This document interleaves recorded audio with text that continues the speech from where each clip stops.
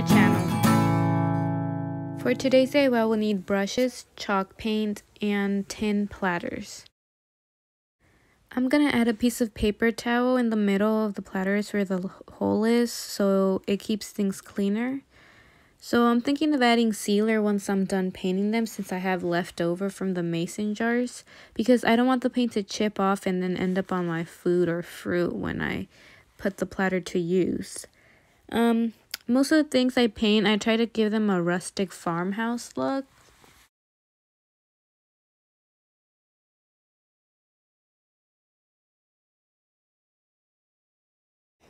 Once I'm done with the front of one, I'm going to start painting the other, because you want to make sure they're dry before you start painting the back or adding a second layer, because if not, our fingerprints are going to stay there and it'll ruin the paint.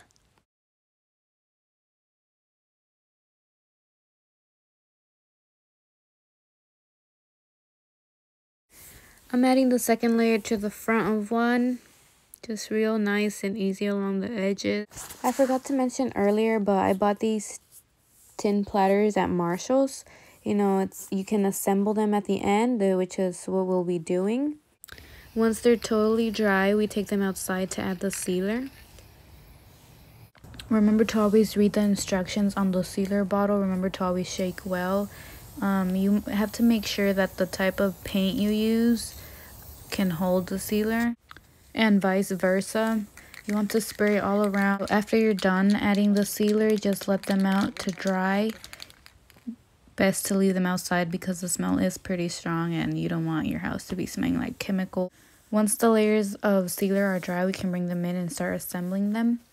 So again, I bought this at Marshall's. This is how it came. Bottom piece, bigger plate, middle piece that holds the big plate with the small plate.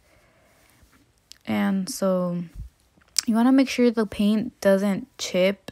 I'm pretty sure if you add the layer of sealer, it protects it from all that. So screwing it in, you know, it won't ruin the little hole. That's why we covered it too, so the paint won't block the hole. And then finally the top piece that holds everything together. Our first arrangement is done, and I mean, you can use this to put fruit, little candles, little decorations, anything. I found this wooden word at Marshall's as well, and I'm just adding one layer of white paint to it so it can look better once we decorate all of our arrangements. For our next arrangement, we bought our items at Dollar Tree. We're first going to paint our circle foam with white paint to kind of hide the original green color. Then we grab our flowers, we cut the stems off so that we're left with only the lavender flower part that we're going to wrap around the circle foam. So we take one by one. We did it this way so it would be easier to manipulate around the crown. So we took them all off of the whole piece. And we just use a flower cutter to do this. Scissors might work, but this does have a piece of metal, so it might be harder to do it. So back to our flower crown. We didn't want to cover it all in white, just kind of left some green in it, you see, because we didn't want to make it look too foamy, if that makes any sense. You know how actual foam is white, so we left some green to where when we're putting our flowers around it, it matches with our greenery. So then we heat up our glue gun and we start attaching our greenery onto our foam.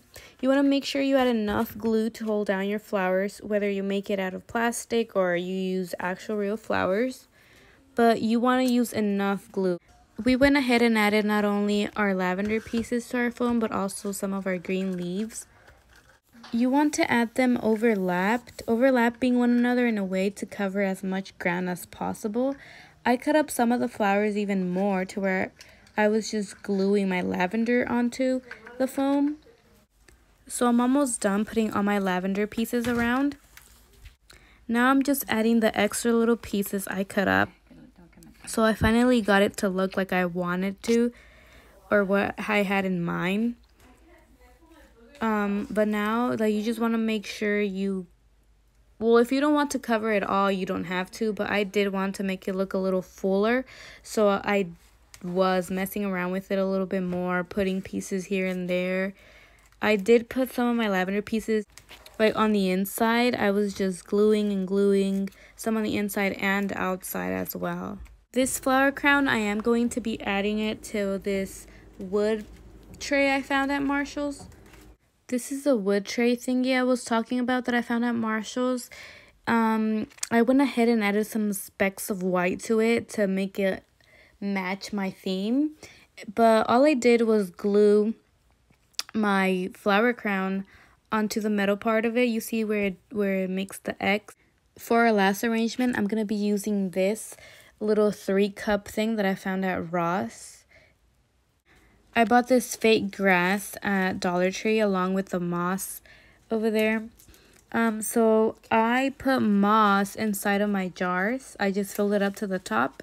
And now dissecting the grass to where I have single strings of it. And I'm just going to be filling my cups with it. You can leave it as tall as you want or cut it up real short. I'm going to be leaving it at a medium height. I'm not quite sure where I'm going to be putting this arrangement, so I'm not going to cut it too short or leave it too tall because I'm not too sure where it might fit. This was a quick and easy little arrangement. The last thing I did was add some little lavender pieces I had left from earlier. And those are my 2 little cute arrangements. These are finished products. I will be using all of these in the kitchen. Look at my mason jars in the background.